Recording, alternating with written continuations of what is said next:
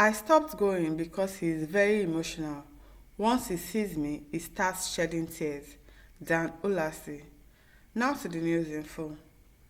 The crisis in the southeast centered around the detention of Nnamdi Kanu continues to fuel tensions and emotional responses within the region.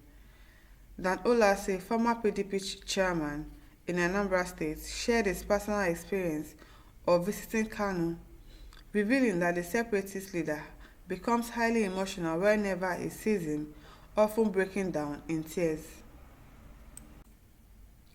This reaction highlights the emotional weight Kanu carries as a figure who represents the unfulfilled hopes of many in the post-war Biafra era.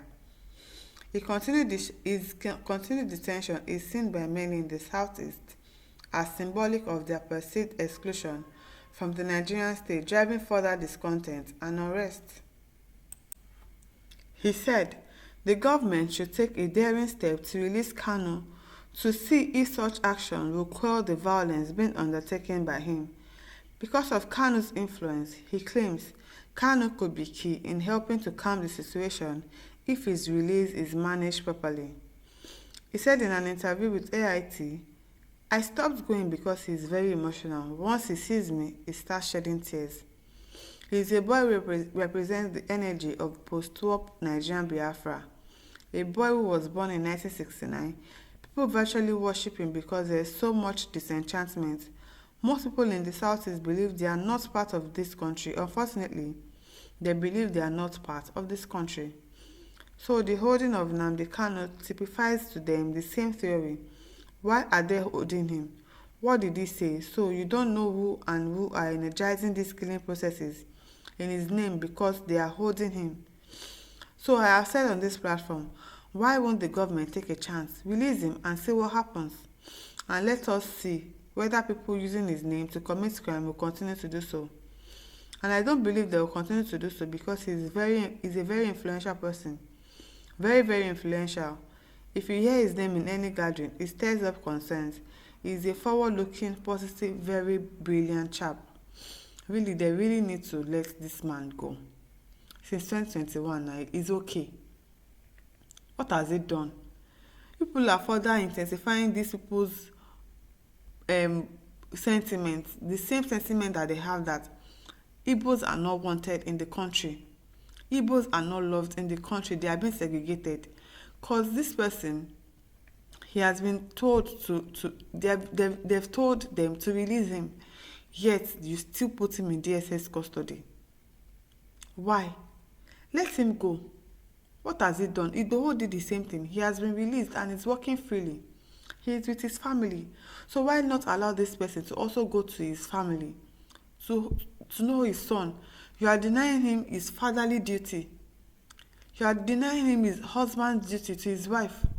Just because of what? Just because he's trying to fight for his people. And yet the same thing he's fighting for is the same thing that people are doing. Segregation. People don't want the Igbos. You people don't like them. That is what they are fighting for. That is what they are saying. And you keep still doing the same thing that they are fighting for. Remanding this person in DSS custody for what? Let him go now. What has he done? Otolori Bell says, at least for a starter, Ulase admitted to the violence perpetrated by IPOB members under his directives. Kanu himself is yet to renounce violence as a means to an end. The emotional display is crocodile tears. Whatever you are saying, you know what you are saying, because these people are fighting for what they want. It is what they want. Let them have it because they don't feel wanted. They don't feel loved. They don't feel loved. So why would you keep him in DSS custody for what? People are perpetrating crimes in his name. Maybe you should allow him go first and let us see if that is still going to continue. Like Ulasi said. Because I don't understand why he's just being remanded in prison for nothing. Please, Ulasi, MNK represents yet to be fulfilled hopes of many. Biafra will definitely come, in spite of the invasion of Southeast by the federal government-sponsored criminals. With the aid of some governors, MNK Chukwuokike Biama will answer our prayers, he said.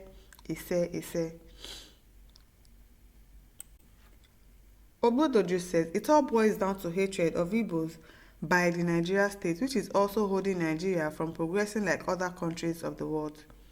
The day Nigeria will turn back from the hatred of Igbos, there will be tremendous joy and opportunities to grow our economy. This hatred thing, this is still the politicians that are driving it. People, most people themselves, it's not like they hate Igbos. If you hate Igbos, why are Yorubas marrying Igbos? Igbos marrying Yorubas. Every day you see weddings and you see that Chioma weds Toby, Femi weds Vicky. Igbos are marrying Yorubas. We love ourselves in this country. It is the politicians that are always using tribalism to make us fight ourselves. Really, it is just them. So if this person is fighting that, okay, you don't want us, you don't love us, let us have our own way, let them have it. What is the big deal there? I don't understand why this is such a big deal.